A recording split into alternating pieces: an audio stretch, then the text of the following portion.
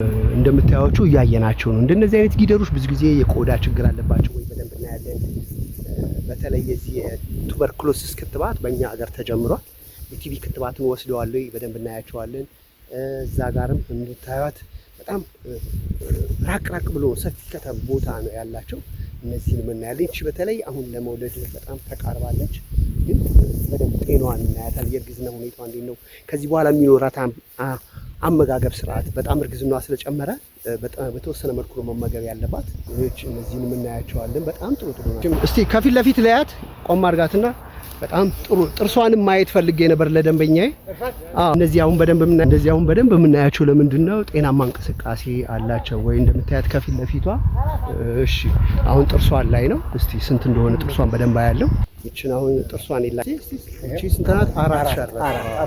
ስንት ወሯ ነው አሁን እርግዝናው? ለያት እስኪ ገና 5 ጨርሳ ወደ 6 ልትገባ ነው። እስቲ ልቀቃት፣ ከፊት በደንብ ለያት፣ ልቀቃት። አፍንጫዋ ስር ፈሳሽ አላት፣ ሳል ምናምን የላትም። በጣም ጥሩ። እዚህ ጀርባዋ ላይ ምንም አይነት ከኮች የሉባትም። ሌላው የእግሮቿን የአጥንቷ ሁኔታ እንደምታዩት ነው። ጭሯ በጣም ረጅም ነው። ለምንድን ነው ይህንን የምናየው? አንዳንድ ላሞች ከወገባቸው በታች አጥንታቸው ቀጥ ያለ ካልሆነ ብዙ መውለድ አይችሉም። ስለዚህ ይህንን ሁኔታ እያየሁኝ ነኝ። እዚህ ጋር የሚታዩት እንደ ደርማቶፊሎስ ዲሞዴኮሲስ ካለ በመዥገር ወለድ አማካኝነት የሚመጡ በሽታዎች ናቸው። እነሱን በደንብ አያለው፣ እከታተላለሁ። ይሄ በጣም የሚጠቅመኝ ለምንድን ነው? በተለይ ግቷ ስር ደግሞ መዥገሮች ካሉ የተለያዩ ቁስለቶች ካሉ እነሱንም ለማየት ይጠቅማል። እስቲ አሁን ደንበኛዬ እየጠየቀኝ ነው ከባለቤቱ ጋር አሁን እስቲ እቺን ጥርሷን እናያት። ከባለቤቱ ጋር ልነጋገር ነው ስንት እንደሚለን። እቺ በጣም ጥሩ ናት። እዚህ ጋር ያለው ይሄ በት ምናምን ሲደርቅባቸው የሚላጠው እንጂ ጤናማ ናት። አተነፋፈሷ እንደምታዩት በጣም ጥሩ ናት። በጣም ነው የወደድኳት። እቺ በተለይ በጣም በጥሩ ሁኔታ ላይ ጥርሷን ላያት።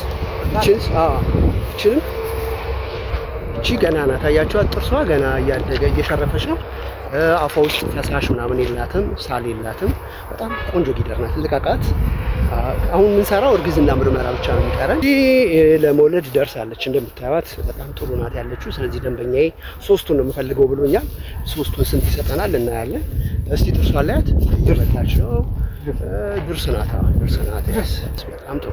ምንም እንትን የላትም። ብዙ ጊዜ ደግሞ የምናያቸው ለምንድን ነው? አይነ ስውር ከሆኑ ተደናብረው ይወድቃሉ። ስለዚህ እንደዚህ አውጥተን በደንብ በምርመራ ሰዓት በደንብ የምናየው ለዚህ ነው። ግቷ እንደምታዩት በጣም ጽድት ያለ ግት ነው ያላት። ቁስል የለውም። ብዙ ጊዜ ወተት ላሞችን ስንገዛ ግታቸውን በደንብ የምናየው ለዚህ ነው። እስቲ ግቷን አንዴ የግቷን ሁኔታ ጡቷን እዚህ ጋር እንደምታዩት ንጹህ ናት። ባጭ የላትም። በጣም ጥሩ ሁኔታ ናት ያለችው።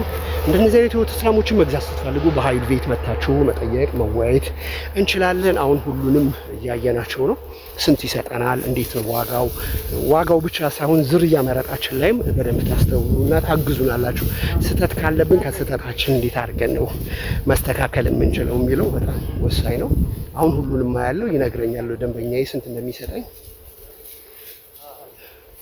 ደንበኛ የመረጠው እነዛ ጋር ያሉትን ሁለቱን ነው። ወደ ባለቤቱ ደውዬ ስንት እንደሚሰጠን እናያለን። በጣም የደረሰችው 7 ወር ጨርሳ 8ኛ ወርን እያገባደደች ያለችውንና ይቺ ቀንድ የሌላትን ነው። ሁለቱን ነው የፈለገው ደንበኛዬ። ከዛ ደግሞ አንድ ዛለች 3ቱ 4ቱ ማለት ነው። ስንት እንደሚሰጠን ነግራችኋለሁ። ፕሮግራሜ ለምትከታተሉ በሙሉ ይህ ፕሮግራም ይጠቅማል ካላችሁ ለሌሎች ሰዎችም ሼር አድርጉ፣ ኮመንት ጻፉልኝ።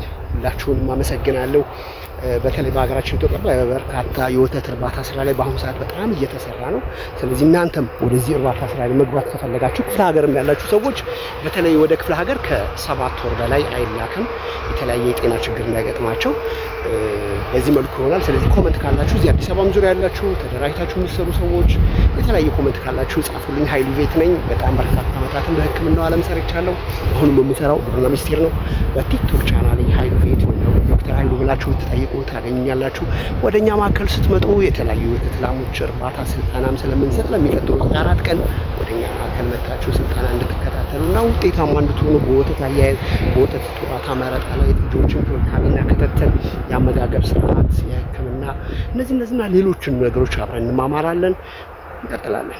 ያት እንዴት እንደሆነች አንዳንድ ጊዜ ፊዚካላቸው ረጃጅሞች ናቸው፣ ግን ይሄ ጋን ወይም ሰርቪክስ የምንለው አካል ጠበብ ትላለች። ግን ጥሩ ዘር ናት። የሽንጧ አቀማመጥ የአጥንቷ አቀማመጥ በጣም ጥሩ ናት።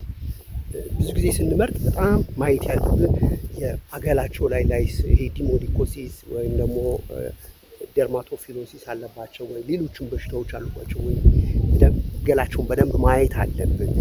የጡታቸውን አቀማመጥ ብረስታቸው አካባቢ በቲክ ቦርን ዲዚዝ አማካኝነት ብዙ በሽታዎች አሉ። ሀርት ዋተር ያሉ እነሱ አሉባቸው ወይ? እነዚህ በተለይ በአቤብዣ ሀርት ዋተር ላይ የሚመጡ በመሽገር ወለድ የሚመጡ በቁንጫ የሚመጡ በመሽገር የሚመጡ በሽታዎችን በጣም መጠንቀቅ መቻል አለብን። እንደዚህ ክትትል ካደረግን እርባታችን ውጤታማ ነው። በተለይ ደግሞ የወተት ላሞች አመጋገብ ላይ በጣም ትኩረት ማድረግ አለብን። የወተት ላሞች ስራ ብዙ ጊዜ ሰዎች አያዋጣም፣ አድካሚ ነው፣ አክሳሪ ነው ይላሉ። ግን እንደ ወተት ላም የሚያዋጣ ስራ በአሁኑ ሰዓት የለም። ያየናቸው ነው። ዋጋ አልነገረንም። እስኪ ስንት እንደሚለኛ ይችን ያገመት ነው ነው እነዚህ ስንት እንደሆኑ ስንት እንደሚሰጠን እንነግራችኋለን። በተለይ ይችኛዋ በጣም የደረሰች ናት።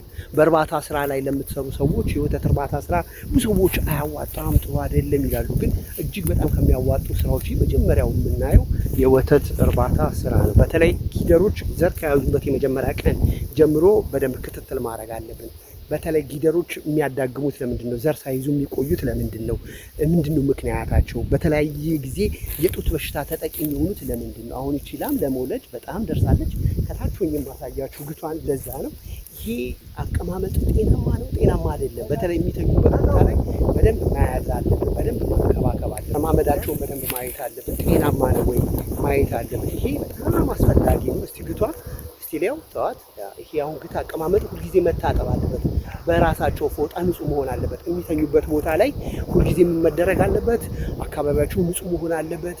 የሚተኙበት ቦታ ሰጋቱራ መነጠፍ አለበት። ካልሆነም ደግሞ አልጋ እስኪ ትራመድ። ኦኬ ጡቷን ስላነሳት ነው ደንግጣ ነው እንጂ ጤናማ ናት። ይሁን እንደምታዩት ስላቀፋት ነው። ስለዚህ ላሞች ከመውለዳቸው በፊት በተለይ ከ7ኛ ወራቸው ጀምሮ ጥሩ እንክብካቤና ጥሩ ክትትል ሊደረግላቸው ይገባል። ይህን እንክብካቤ ግን ካላደረግን የወተት ላሞች ስራ አክሳሪ ሊሆን ይችላል። ስለዚህ ከወለዱ በኋላ ደግሞ የእንግዲህ ልጅ ከተወገደ በኋላ አመጋገባቸው ምን ይመስላል? በተለይ ደግሞ ከወለዱ ከ12ኛ ቀናቸው ጀምሮ ምጥን እንዴት ይሰጣቸዋል? በካርቦሃይድሬት፣ በቪታሚን፣ በፎስፈረስ፣ በዚንክ የበለጸጉ ምግቦችን በደንብ መስጠት አለብን። የሚኒራል ችግር እንዳይከሰት ላሞች ላይ የምናደርገው እንክብካቤ በጣም ወሳኝ ነው። የእንግዲህ ልጅ ከተወገደላቸው በኋላ ፋት ነገሮችን ከወሰዱ በኋላ እንዴት መስጠት አለብን? እንዴት ማብላት አለብን? እንዴት መንከባከብ አለብን? ወሳኝ ነው። አለበለዚያ ብዙ ጊዜ በካልሲየም ይወድቃሉ። ካልሲየም እንዳይጥላቸው በካርቦሃይድሬት በደንብ የበለጸጉ ነገሮችን እንደ ስኳር፣ እንደ ቫይታሚን ነገሮችን እንደ በተለይ ቸኮሌት በደንብ እየፈጨን ልንሰጣቸው ይገባል። ይህን አመጋገብ ከተከተልን ላሞች አይወድቁም።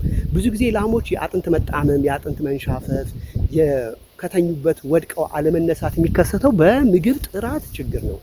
ፕሮቲን በደንብ ያላቸው ምግቦችን አለመመገብ ትልቁ ችግር ያመጣባቸዋል። ላይ አሁን የምናየው ምንድነው? እንደዚህ ግሬዚ ሲያደርጉ በደንብ የምናያቸው አንደኛ ተፈጥሯዊ የኮርማ ፍላጎትን ያነሳሉ ወይ በደንብ እናያለን። ሁለተኛ ደግሞ ጤናቸውን በደንብ እናያለን። እግሮቻቸው ተልጠዋል ወይ በደንብ ቆመዋል። ስታዩት እንዴት ምን ትመስላለች? በጣም የምታምር ጥሩ ጊደር ናት።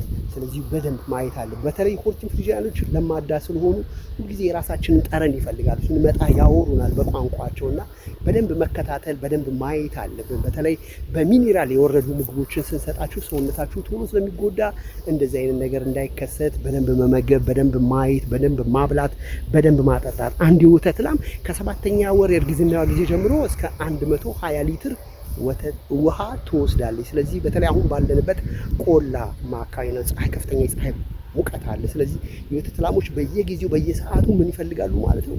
ውሃ ይፈልጋሉ። በተለይ ደግሞ ጨው ይሄ የተራው አዮዲን ጨው ሳይሆን በንጥረ ነገር በዚንክ ፎስፈረስ የበለጸገ ጨው በደንብ ሊኖረን ይገባል። ያን ካረግን ውጤታማ እንሆናለን ማለት ነው። ይሄ አመጋገብ ስርዓት፣ ይሄ እንክብካቤ፣ ይሄ ክትትልን ካረግን የወተት ላሞች ከኛ ጋር እየኖሩ በርካታ ጊዜያትን እየወለዱ ወተትም እየሰጡን ውጤታማ እንድንሆን ያደርጉናልና የወተት እርባታ ስራን ስንሰራ እንደዚህ አውጥተን በደንብ እንዲበሉ ማድረግ አለብን።